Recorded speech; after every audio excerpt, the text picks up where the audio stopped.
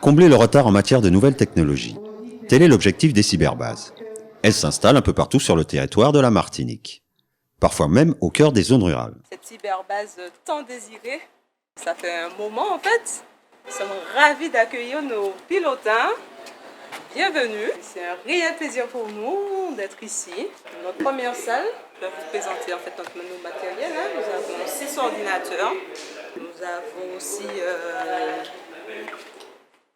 un espace réservé aux personnes à mobilité réduite. Pour ne pas rester dans notre bulle, on voulait quand même voir un petit peu des outils informatiques, ce que pouvait nous apporter l'informatique. Mais Skype, oui, parce qu'ils ont besoin, ils ont des petits-enfants sur la métropole ou des enfants, ils ont besoin quand même d'avoir des relations.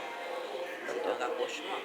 Par contre, ce que nous avions souhaité, c'est leur faire découvrir un petit peu pour les démarches administratives le site de la sécurité sociale à Béli, leur démontrer aussi qu'ils ont la possibilité, en fait, ceux et celles qui le souhaitent, de gérer leur compte en banque, par exemple. Et les besoins sont réels, tant pour la population que pour le développement de ces zones. C'est à 2 bâtiments.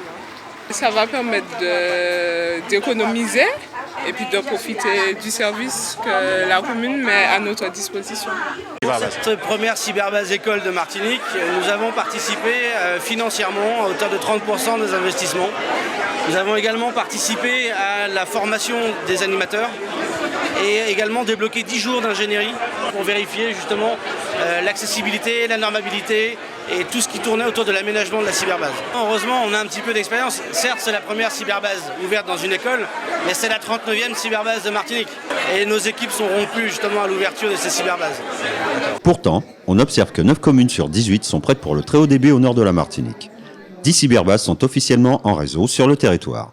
Les cyberbases sont-elles vraiment la solution à la fracture numérique au nord ? La réponse en 2014, année de la fin des zones blanches, où 100% de la Martinique devrait être couverte par la toile Internet.